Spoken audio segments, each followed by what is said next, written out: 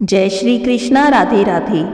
आज हम सुनेंगे अमावस्या और पूर्णिमा, दो बहनों की कहानी, जिसे अमावस्या और पूर्णिमा का व्रत करने वाले को जरूर सुनना चाहिए। एक राजा और एक रानी थे। उनकी 4 संतानें थी, 2 लड़के और 2 लड़कियां। एक लड़की का नाम पूर्णिमा था और दूसरी लड़की का नाम अमावस्या था। पूर्णिमा तो घर का सारा काम करती, भगवान की पूजा करती, तुलसी गाय की सेवा करती, लेकिन उसकी बहन अमावस्या ना तो घर का ही कोई काम करती, ना भगवान की पूजा करती और ना ही तुलसी गाय की सेवा करती। पूर्णिमा सर्वगुण संपन्न थी, फिर भी राजा और रानी अपने दोनों बेटों और अमावस्या को ही प्यार करते थे और पूर्णिमा से बिल्कुल भी प्यार नहीं करते और उसके साथ भेदभाव का व्यवहार करते थे। जब राजा के दोनों बेटे विवाह के योग्य हो गए, तब राजा ने अपने दोनों बेटों का विवाह योग्य कन्याओं के साथ करा दिया। इसके बाद रानी ने राजा से कहा कि हमारी दोनों बेटियां भी विवाह के योग्य हो गई हैं, इन दोनों का भी विवाह कर देना चाहिए। लेकिन पुत्री अमावस्या का विवाह किसी बड़े खानदान में करना और पूर्णिमा का विवाह किसी गरीब परिवार में करना, क्योंकि पूर्णिमा को तो केवल भगवान की पूजा पाठ करना पसंद है, तुलसी गाय की सेवा करती रहती है। तब रानी ने राजा को दोनों बेटियों का रिश्ता तय करने के लिए भेज दिया। तब राजा ने अपने पड़ोसी राज्य में जाकर वहाँ के राजा के पुत्र से अमावस्या का रिश्ता तय किया और उसी गांव में एक गरीब परिवार के लड़के से अपनी पुत्री पूर्णिमा का रिश्ता तय कर दिया। यह सारी बात जाकर राजा ने अपनी रानी से बताई तो रानी सोचने लगी कि अब देखूंगी भगवान इसकी मदद कैसे करते हैं। यह तो बहुत पूजा पाठ करती है और हमेशा भगवान के ध्यान में लगी रहती है। पूर्णिमा का भाई और भाभी पूर्णिमा से बहुत प्यार करते थे, क्योंकि पूर्णिमा घर के कामों में उनका हाथ बटाती थी और यही उसकी दूसरी बहन अमावस्या उन पर अपना रोब जमाती थी और घर का कोई काम भी नहीं करती थी। थोड़ा समय बीता, दोनों बेटियों का विवाह हो गया। राजा और रानी विवाह के बाद अपनी दोनों बेटियों को विदा कर देते हैं। विदाई देते समय राजा और रानी अमावस्या को तो बहुत सारा धन देते हैं, जबकि पूर्णिमा को कुछ भी नहीं देते और खाली हाथ अपने घर से विदा कर देते हैं। दोनों बहनें अपने अपने ससुराल चली जाती हैं। एक दिन की बात है, अमावस्या अपने घर पर शिवजी की कथा रखती है, जिसमें वह सभी गांव वालों को बुलाती है, लेकिन अपनी बहन पूर्णिमा को नहीं बुलाती। गांव की सभी औरतें अमावस्या के यहाँ जा रही होती हैं, तो यह सब पूर्णिमा अपने घर के दरवाजे के बाहर बैठकर देख रही होती है। वहां से जाती औरतें पूर्णिमा से कहती हैं कि तुम्हारी बहन के यहाँ शिवजी की कथा है, क्या तुम नहीं चलोगी? तब पूर्णिमा कहती है कि मुझे बुलावा नहीं आया है तो मैं नहीं जा सकती। इस पर सभी गांव की औरतें कहती हैं कि बुलावा नहीं आया तो क्या हुआ, भगवान की कथा है, तुम हमारे साथ चलो। गांव वालों की औरतों की बात मानकर पूर्णिमा उनके साथ भगवान शिव की कथा में अमावस्या के घर चली जाती है। जब अमावस्या पूर्णिमा को अपने घर आया देखती है तो कहती है, तुम यहाँ पर कैसे चली आई? मैंने तो तुम्हें बुलाया भी नहीं था।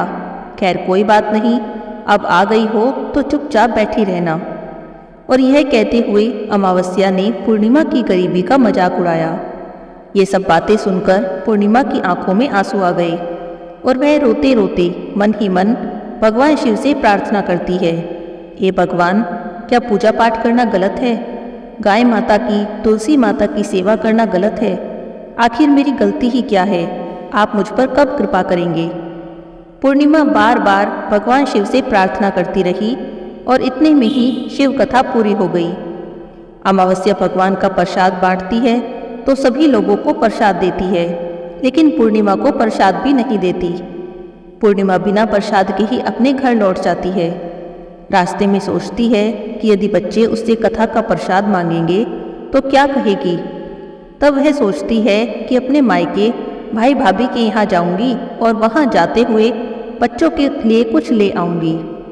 यह सोचकर वह अपने घर वापस लौटकर अपने पति और बच्चों से कहती है कि मैं थोड़ी देर के लिए मायके जा रही हूँ। पति ने कहा ठीक है।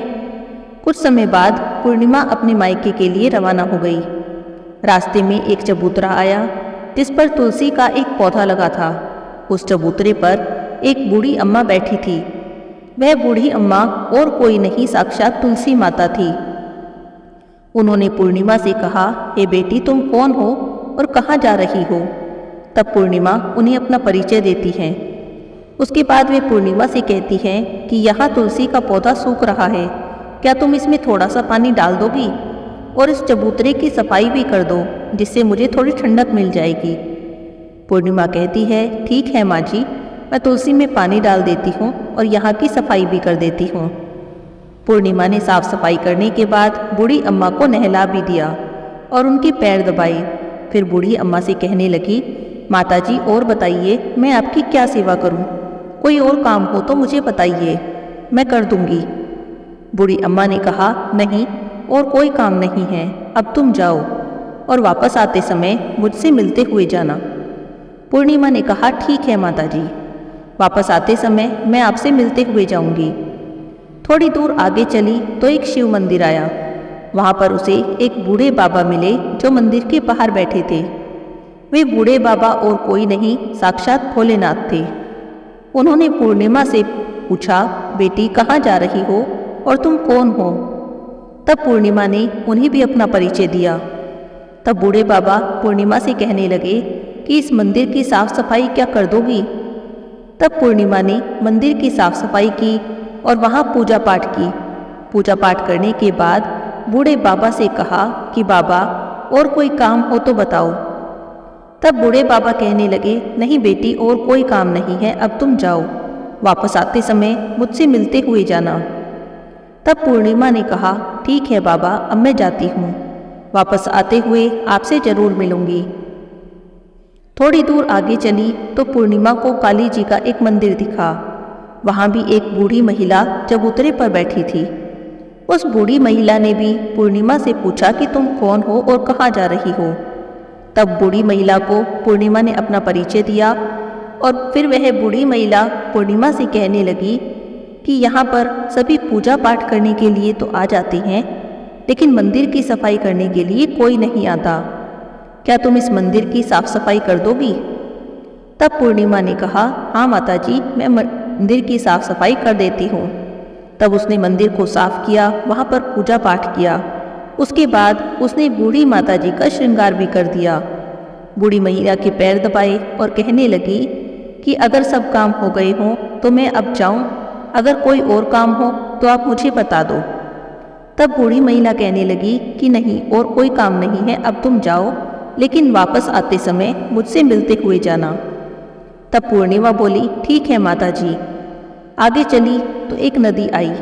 वहाँ पर भी एक बूढ़ी अम्मा बैठी थी और कह रही थी कि तुम कौन हो और कहाँ से आई हो? इस पर पूर्णिमा ने अपना परिचय दिया। तब वह महिला पूर्णिमा से कहने लगी कि इस नदी पर स्नान करने तो सब आते हैं, लेकिन यहाँ की साफ सफाई कोई भी नहीं करता। क्या तुम इस किनारे को साफ कर दोगी? तब पूर्णिमा किनारा साफ कर देती है और बूढ़ी महिला से पूछती है कि अब और कोई काम हो तो बता दीजिए। लेकिन वह बूढ़ी महिला कहती है कि नहीं, और कोई काम नहीं है, अब तुम जा सकती हो, वापस आते समय मुझसे मिलते हुए जाना। वहाँ से नाव में बैठकर नदी के दूसरे किनारे पर पहुँच जाती है। वहाँ से अपने मायके के घर पहुँचती है और पूर्णिमा के भाई भाभी उसे देखकर बड़े खुश हो जाते हैं। वे पूर्णिमा की बहुत खातिरदारी करते हैं, उससे बहुत सारी बातें करते हैं और कहते हैं कि बच्चों को भी साथ में लेकर आती तो बहुत अच्छा लगता। थोड़ी देर के बाद पूर्णिमा वापस अपने ससुराल जाने को कहती है तो भाभी उसके लिए एक साड़ी, बच्चों के लिए खिलौने, कपड़े और खाने पीने की कुछ चीज़ें देती हैं और कहती हैं कि बहुत दिनों बाद आती हो। पूर्णिमा की भाभी ने यह सब चीज़ें एक थैले में रखकर पूर्णिमा के हाथ में दे दिया और कहा कि जाओ और जल्दी आया करो। इसके बाद पूर्णिमा वहाँ से अपने ससुराल के लिए रवाना हो गई। उसी नदी के किनारे पर पहुंची और नाव में बैठकर दूसरे किनारे पर उतर गई। वहां उतरते ही उसे बूढ़ी अम्मा मिली जो साक्षात गंगा मैया थी। उस बूढ़ी अम्मा ने पूर्णिमा को एक थैला दिया और कहा कि इस थैले को अपने घर जाकर ही खोलना। पूर्णिमा के पास तो बहुत सारा सामान हो गया। उन्हें लेकर पूर्णिमा वहां से रवाना हुई। थोड़ी दूर आगे चली तो काली माँ का मंदिर आया। वहाँ पर भी काली माँ बूढ़ी महिला के रूप में विराजमान थी और कहने लगी, आ गई बेटी पूर्णिमा। तब पूर्णिमा बोली, हाँ माँ जी मैं आ गई। तब वहाँ पर काली माँ ने भी उसे एक थैला दिया और कहा कि इसे अपने घर जाकर ही खोलना। अब पूर्णिमा के पास 3 थैले हो गए थे। तीनों थैले लेकर पूर्णिमा आगे चली। थोड़ी दूर पर शिव मंदिर आया तो जहाँ पर बूढ़े बाबा ने कहा कि लो पूर्णिमा, और ऐसा कहकर उन्होंने पूर्णिमा को एक थैला दे दिया और कहने लगे कि इसे अपने घर जाकर खोलना। अब पूर्णिमा के पास 4 थैले हो गए। अब 4 थैले को अब कैसे ले जाती? तब उसने एक पुरानी साड़ी निकाली और उन सभी थैलों का एक गट्ठड़ बना लिया, सिर पर रखकर वहाँ से चल दी। थोड़ी दूर जाने पर तुलसी माता बुढ़िया माई के रूप में मिली और कहने लगी कि तू आ गई? तब उसने कहा, हाँ माँ जी मैं आ गई। तब तुलसी माता ने भी उसे एक थैला दिया और वही बात कही कि इसे अपने घर जाकर ही खोलना। अब पूर्णिमा के पास 5 थैले हो गए। पूर्णिमा अपने घर पहुंच गई। पूर्णिमा ने उस गट्ठड़ को नीचे रखा और सबसे पहले अपने मायके के थैले को खोलकर देखने लगी। उसमें बच्चों के लिए अच्छे कपड़े थे, खाने पीने की चीज़ें थी, कुछ गहने भी थे। पूर्णिमा ने कपड़े बच्चों को दे दिए और खाने पीने की चीज़ें भी दे दी। यह सब पाकर बच्चे बहुत खुश हुए। पूर्णिमा ने दूसरा थैला खोला जो गंगा मैया ने दिया था। उसमें बहुत सारे हीरे जवाहरात सोना चांदी था। तीसरा थैला खोला जो काली माता ने दिया था। उसमें भी बहुत सारा सोना चांदी था, हीरे जवाहरात थे, श्रृंगार का सामान था। जब चौथा थैला खोला जो भगवान शिव ने दिया था, उसमें भी खूब धन संपत्ति थी, बहुत सारी खुशियाँ थी। पांचवा थैला खोला जो तुलसी माता ने दिया था। उसमें दाल चावल खाने की चीज़ें थी। उसके तो घर में अन्न धन के भंडार भर गए। अब तो पूर्णिमा के घर में किसी भी चीज़ की कमी नहीं थी। उसका घर तो धन धान्य से भर गया। अब पूर्णिमा और उसका परिवार सुख से जीवन व्यतीत करने लगा।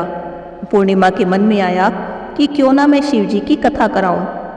उसने शिवजी की कथा का कार्यक्रम रखा, सभी लोगों को बुलाया। घर घर जाकर सभी लोगों को पूर्णिमा निमंत्रण दे रही थी। वह अपनी बहन अमावस्या के घर भी गई। उसने अमावस्या को शिवजी की कथा के लिए अपने घर पर बुलाया। जब अमावस्या पूर्णिमा के घर शिवजी की कथा में आई, तब उसने देखा कि पूर्णिमा के घर में तो किसी भी चीज़ की कोई कमी नहीं है। इतना सारा धन दौलत देखकर अमावस्या हैरान रह गई। उसने पूर्णिमा से कहा कि तुम्हारे घर में इतनी सारी धन दौलत कहाँ से आई? तब पूर्णिमा कहने लगी, देखो बहन, तुमने शिवजी की कथा में मुझे नहीं बुलाया था, फिर भी मैं चली आई। तुमने मुझे प्रसाद भी नहीं दिया और मेरी गरीबी का मजाक उड़ाया। उसके बाद मैं अपने घर आ गई। घर आते हुए मैं सोच रही थी कि मैं अपने मायके जाऊंगी। मायके चली गई और उसके बाद जो भी घटना हुई उसने वह सारी घटना अपनी बहन अमावस्या को बता दी। तब अमावस्या कहती है कि तुम भी मुझे प्रसाद मत दो और मुझे डांटो।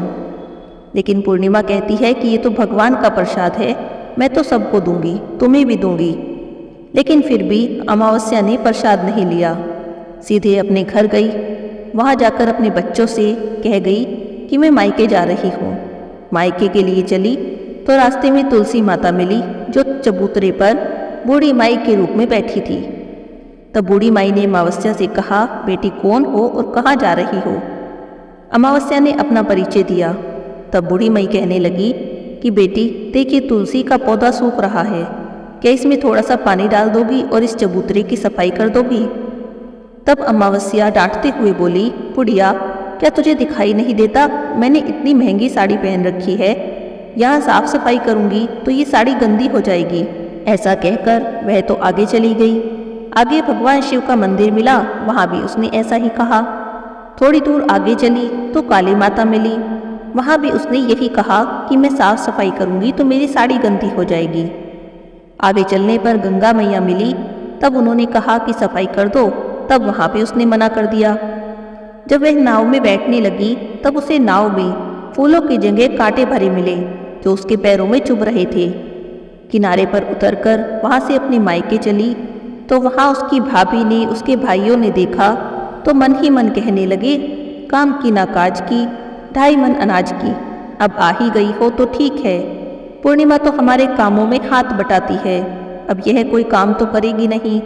अब उन्हें खाना बनाना और खाया पीकर सब सो गए। अमावस्या सुबह उठी तो भाभी से कहने लगी कि भाभी, मैं ससुराल जा रही हूँ। तब वे बोली, ठीक है जाओ।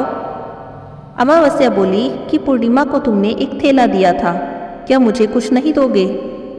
तो भाई और भाभी ने कहा, तुम जाओ, तुम्हारा थैला तुम्हारे घर पहुंचा देंगे। अमावस्या वहां से चली गई। नदी किनारे पहुंचकर गंगा मैया वहां बैठी मिली। वे पूछने लगी कि आ गई बेटी? तो वो कहने लगी, हाँ माँ जी, मैं आ गई। तब उसने कहा कि तुमने पूर्णिमा को एक थैला दिया था, क्या मुझे नहीं दोगी? तब बूढ़ी अम्मा बोली, तुम जाओ, थैला तुम्हारे घर पहुंच जाएगा। आगे चली तो काली मैया ने भी कहा कि तुम जाओ, थैला तुम्हारे घर पर ही मिलेगा। आगे शिव मंदिर में शिव जी भगवान मिले, उन्होंने भी अमावस्या से यही कहा। तुलसी माता ने भी कहा कि तुम जाओ और थैला तुम्हारे घर पहुंच जाएगा। अमावस्या अपने घर पहुंच गई। आंगन में देखा तो वहां पर 5 थैले रखे थे। अमावस्या ने मन ही मन सोचा कि ये तो अच्छी बात है, अब मेरे पास भी बहुत सारी धन दौलत आ जाएगी। उसने जल्दी जल्दी सारे थैले खोले। किसी में मिट्टी भरी थी, किसी में पत्थर भरे थे, किसी में कोयला था और उसे तो मायके से भी कुछ नहीं मिला था। इन सभी थैलों में कुछ भी नहीं था। अमावस्या दौड़ती हुई पूर्णिमा के घर गई और कहने लगी, तुम्हें तो इतना सब कुछ मिला, मुझे किसी ने कुछ भी नहीं दिया, आखिर क्यों? तब पूर्णिमा कहने लगी कि जब मैं मायके जाती हूँ तब अपनी भाभी के साथ उसके कामों में हाथ बटाती हूँ और मिलकर काम करती हूँ, लेकिन तुमने ऐसा कुछ नहीं किया, उनकी इज्जत भी नहीं करती। इसके बाद में तुम्हें भला क्या देंगे? इसके बाद तुमने गंगा मैया को भी ठुकरा दिया, काली मैया को भी ठुकरा दिया, भगवान शिव को भी तुमने मना कर दिया, इसीलिए उन्होंने तुम्हें कुछ भी नहीं दिया। तब अमावस्या कहती है कि बहन, मुझे माफ़ कर दो, मैंने हमेशा तुम्हारे साथ बुरा व्यवहार किया है।